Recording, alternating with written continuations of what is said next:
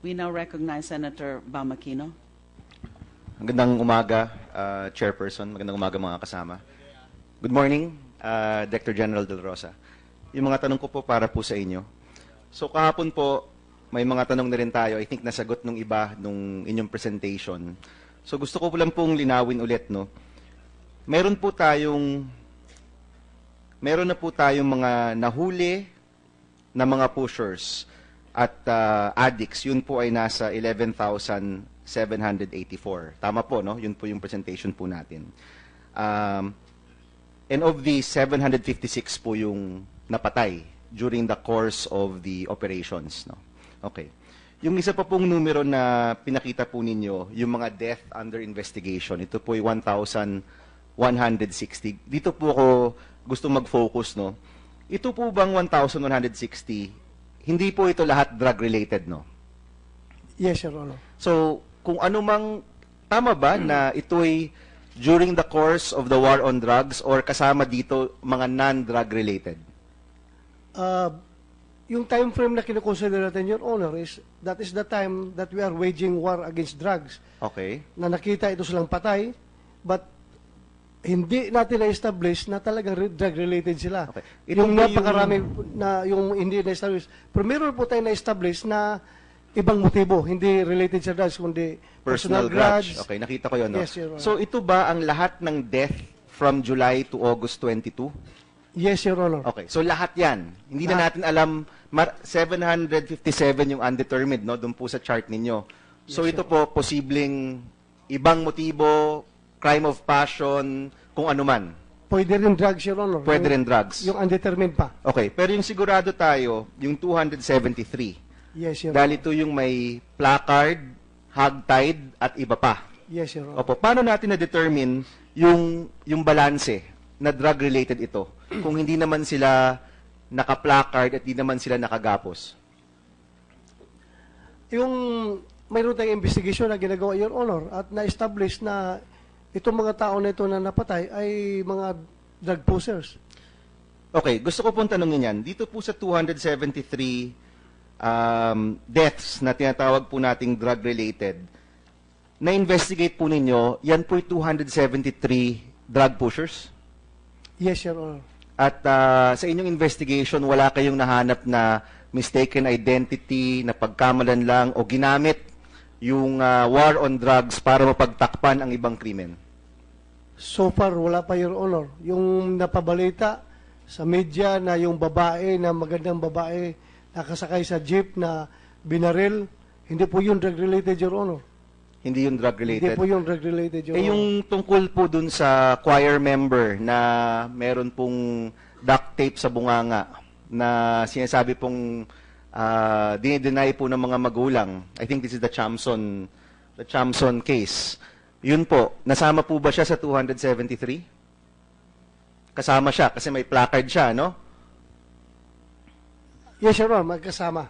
Yun po ba'y na-investigate po ninyo na isa nga siya talagang drug pusher? Ongoing, Your Honor. So, undetermined? Undetermined So, pa. ibig ko sabihin- Sinabi na natin na kung kinasipay natin sila na drug-related, na-determine na yung motive na drug-related, but still, hinahanap pa natin yung culprits, ongoing pa yung investigation. Opo. So, ang tanong ko kanina, sigurado ba tayo na yung 273 drug pusher?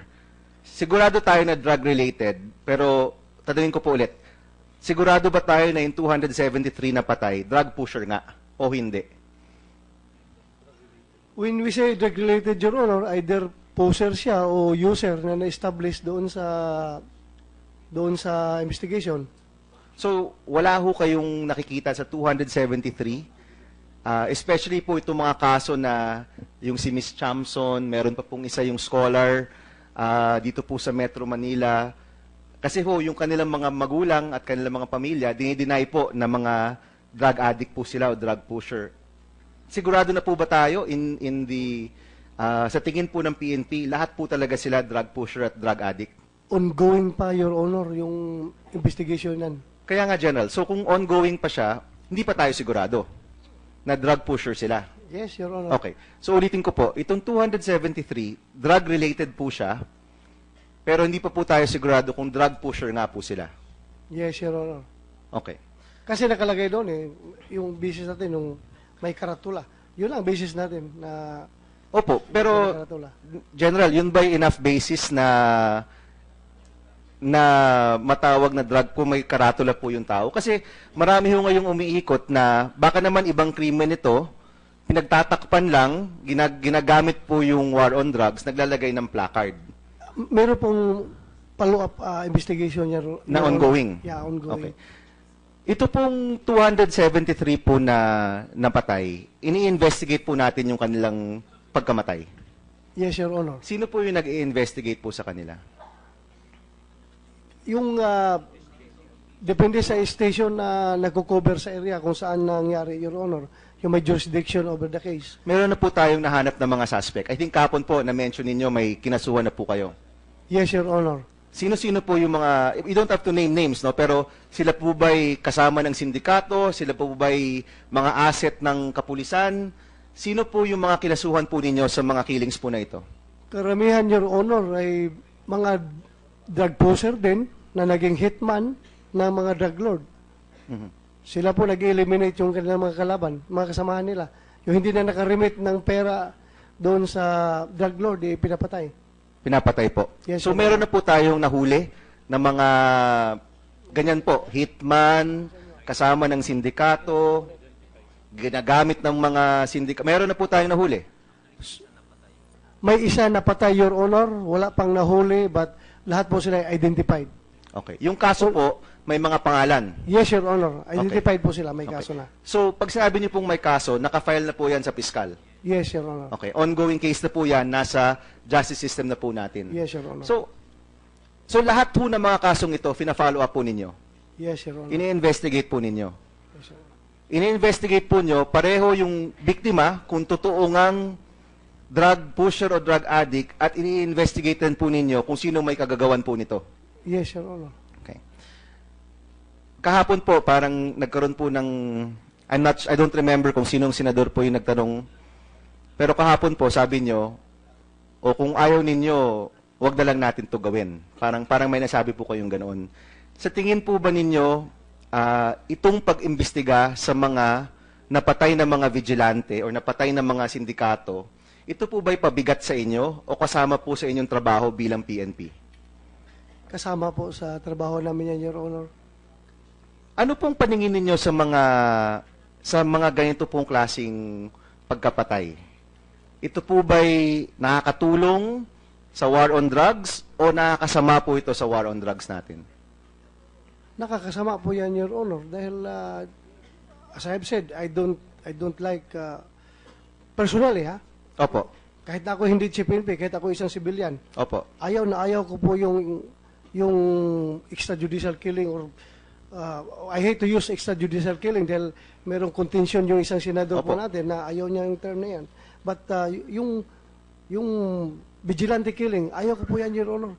Ilang bisis ko na po hinamon ng barilan yung mga vigilante na yan. Kung gusto niyo pumatay ng tao, bakit papatayin niyo yung tao na walang kalaban-laban? Ako harapin niyo. Ilang bisis ko po na hinamon sila kung sino ang magagaling dyan na pumatay. Ako harapin niyo. Magbarilan tayo. Hinahamon ko yan sila, Your Honor. Ayaw ko talaga yung ginagawa nila. Thank you, General. So, with the full force of the PNP, yung lahat na makakaya ng PNP, yung lahat ng inyong kaalaman, intelligence, assets, hinahabol nyo po ba nga ang mga vigilanting ito? Or hindi ho natin hinahabol? Hinahabol po, Your Honor. Kaya ongoing yung ating investigation. Kaya nga may na-identify tayo dahil nga sa investigation natin. At yung na-identify natin, kasalukuyan natin hinahanap. Nagtatago po yun dahil membro sa sindikato. Okay, General, itong kahapon na pag-usapan natin yung mga pulis na nasangkot sa droga. Alam ko po, mabigat po ito sa inyo. Gaano po na-infiltrate ang ating PNP ng mga masasamang elemento na connected sa droga? Malalim po ba ito? Iilan lang po ba ito? O marami po ito? Kung sa standard ko, Your Honor, may personal standard, marami na po. Dahil gusto ko po, zero drug tolerant ako, Your Honor. Ayaw ko kahit na may isang pulis ko na involved sa droga. Pero ito po sobra na po. Sobra sa 10, sobra sa 100, maabot ng 300, like that. So, mabigat na po sa akin yun. 300 na po yung nasa watchlist po ninyo. Nakita ko po, no? Yes, Your Honor. Sa tingin nyo po, anong kutob nyo? Ilan po ba talaga yan? 500? 400? 1,000? Ilan po ba talaga? Honestly, Your Honor, Oo. akyat pa yung number na yan. Dahil ngayon sa ating war on drugs, ang dami na po naglabasan ng information. Ang dami yung aming watchlist po, honestly, yung aming watchlist sa intelligence, nabulaga po kami nung nag-start yung aming war on drugs. Nagpasokan yung information na, uy, ito pala, tumatanggap pala ito. Ito pala, nagbibinta pala ito. Dahil nga, nag-cooperate na yung buong bayan. Nagiging, hindi lang whole of government approach yung ating war on drugs, naging whole of nation approach na eh. Dahil lahat ng communities, Apektado. nagtutulungan na po lahat at nagbibigay, nagsusupply ng information. Kaya, dadami pa yan, Your Honor. Okay. I tell you. Last two questions, Mr. Chairman. Ano pong dapat gawin sa mga pulis na kasangkot po sa droga? If I have my way, Your Honor, hindi ko na lang sabihin. Pero, hindi ko po talaga ma-imagine na police na, May oath. Swear ka. to serve and protect. Tapos, ikaw ang ngayon ang nakapatong sa droga. Hindi ko na sabihin dahil masama, Your Honor, pero alam mo lang kung anong ibig ko sabihin. Alam ko. Gigil na gigil pa ako, Your Honor. Gusto kong... Itong tanong ko sa iyo, General, and I reserve my right for a second round. No? Yung ating pong taong bayan, alam ho nila na may mga masasamang elemento. Hindi po lahat. Alam ko po yan, hindi po lahat. Marami hong mabubuting pulis, pero marami ring masasamang elemento. Kapag kinakatok na po sila sa bahay, kapag hinihiling po silang mag-meeting, di na ho nila alam kung ito bang kausap ko ay masama o mabuti. Kaya marami yung natatakot. Ano pong mapapayo po ninyo sa taong bayan na kayo rin po mismo nagsabi, may mga masasamang elemento, ano po yung mapapayo niyo po sa kanila? Kung sila po, nakita po nila isang pulis, hindi ho nila alam kung ito ba'y kasangkot o ito ay malinis. Ano pong pwede nilang gawin? As of now, Your Honor, this I can assure you and the public na yung po mga pulis po na markado na nakasama sa sindikato sa droga ay dahan-dahan na pong nawawala sa kanilang assignment. Nilipat na po namin sila. At hindi po namin sila in-involve ngayon sa aming Uplan Tukhang at Uplan HBT. Kasi po, habang nakikita sila ng taong bayan, hindi maniniwala ang taong bayan na itong kampanya ng pulis sa laban sa droga ay seryoso dahil andyan pa si PO1, PO2, gano'n, nandyan pa sa lugar na, kaya tinanggal namin. Ngayon po, kanya-kanyang diskarte na po, bawat region. Merong naghaharana para makuha po yung... Para hindi ho matakot yung tao. Hindi matakot yung tao, naghaharana. Meron pong libreng sakay, kanya-kanyang diskarte. Merong nag-offer ng purlon. Ito po, tanong, last Lahat ng question. diskarte po. Yung kahapon po na salaysay po ni, I think si Mary Rose po yon. May mga napangalanan po siya. Nasaan na po yung mga yon? Sila po ba ay na-transfer, kinasuhan, o nandun pa po sa Antipolo?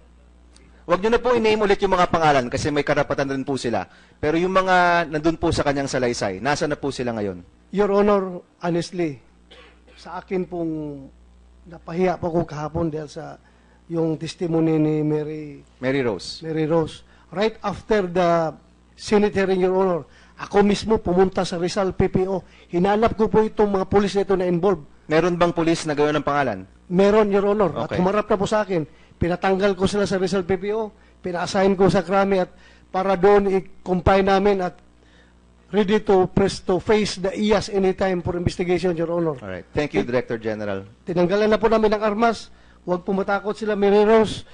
Hindi na po kayo under threat kasi yung mga pulis na yan, tinanggalan namin doon. Umuwi na po ko sa inyo. Pwede nyo tanggalin yung inyong mga cover sa mukha. Please. Andito kami. We are here to protect you. Huwag kayo mag-alala. Yung mga pulis na yan, nakakumpay na po. Ginagaranti nyo ba yung safety ng witnesses natin, General? If you want to pumunta kayo sa akin, ako mag-present, patirahin kita sa White House.